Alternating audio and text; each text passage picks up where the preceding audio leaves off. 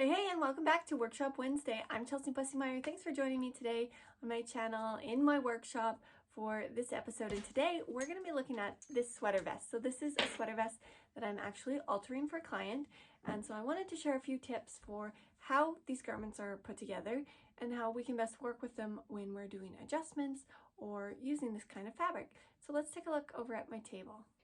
So to take in the sweater, what I measured on the client is I need to take in 2 centimeters right at the top in the armpit and then 4 centimeters all the way down. Now this is just under an inch and just under 2 inches on the side. I love working with centimeters. I did in my earlier years of sewing, sew mostly with inches, but after I went to Germany and did my apprenticeship there and used the metric system, I really fell in love with centimeters just because they're a smaller measurement and it's just easier, the fractions and those kinds of things. So yeah, I'm gonna just use centimeters with this tutorial. Now under the armpit, because it's a little bit tighter, there's not as much stretch where this band is stitched on and attached, and it's also almost like the start of a cut-on sleeve. That's why we only need to take half the amount that we need to take along the edge. The other thing that's important to know just about knit garments is that they're almost always knit to size. So the pieces are knit in exactly the size that they need. So there's no cut edge. Now, when we take this in, because we're taking it in so much, we are going to have to snip off that extra so it's not too bulky and then finish off the edge in a new way. So we're going to serge it and just check and see if that's holding well, as the different types of knit will also be more or less prone to raveling and running. So we'll have to be very attentive to how this particular garment is reacting as we work with it. Now, the other nice thing to know, and this isn't really important for this particular adjustment because we're just cutting off the extra, but if you're doing any kinds of adjustment or upcycling on sweaters, sweaters are oftentimes stitched with a chain stitch. So it's just a single thread or yarn, sometimes double, but often just a single yarn that forms a chain along the stitch line. So if you find the end of that chain, you can quickly and easily unstitch any seam just by pulling it, and it will unravel. So that's a great tip if you want to keep the pieces intact, or if you need to do some kind of adjustment where you're not cutting off the entire old seam and you need to unpick it.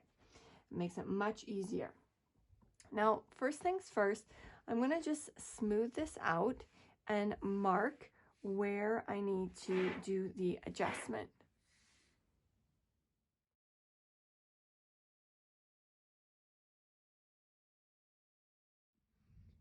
Now that I have both sides marked along my new stitch line, I'm just going to take it over to the machine and I'm going to stitch along my new stitch line with just a regular all-purpose thread, a knit needle, so a ballpoint needle, and then I'm also going to stitch again right close to the edge of my seam allowance. Now I'm going to leave 1.5, so half an inch seam allowance here, and I'm going to stitch just right close to the very edge just to hold the threads in place so they don't have as much chance of unraveling and that kind of thing as I go in between cutting off the extra and getting it serged, and also just to add a little bit of extra stability to that serged seam with that extra row of stitching.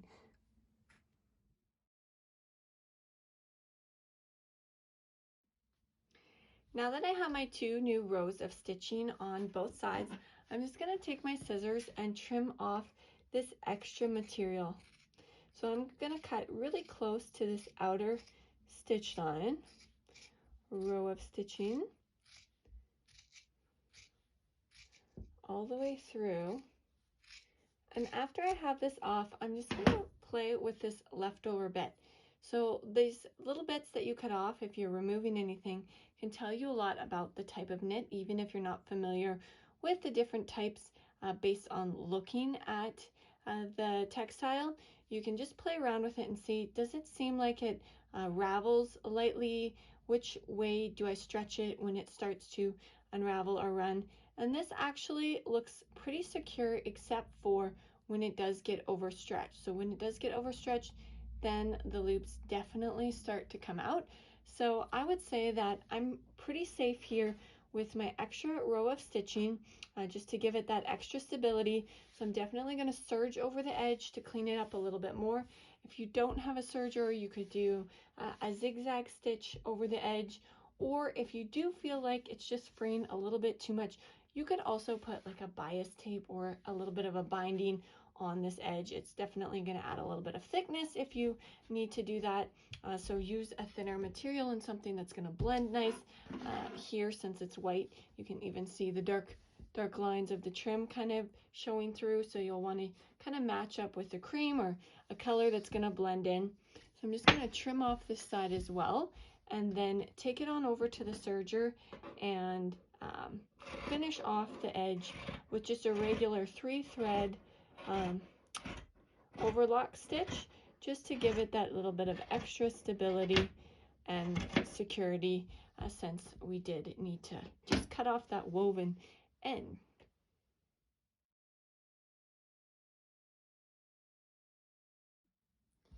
So here we are. Now that it's serged, I just pressed it quickly and tacked the seam allowance so that it would stay laying in the direction that I want it to lay when we close it up. You can see here that it's almost a tiny bit more of a cut on sleeve, since we veered it out to ensure that the shoulder here doesn't get too tight, but it's still a really cute design, just a somewhat slightly differed from the original piece, and it's much more tailored in the body and will be the size that my client actually needs now so she can enjoy her new sweater.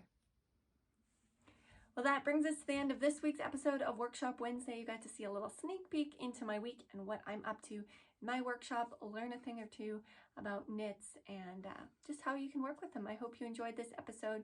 Be sure to hop on over to my Facebook group and join that if you'd like to kind of stay in touch more, be up to date on the classes that I offer and when I host events and that kind of thing. My Facebook group is called Sew with Chelsea. I'll put the link down in the description box, and I hope to see you there. Until next week, take care and happy sewing.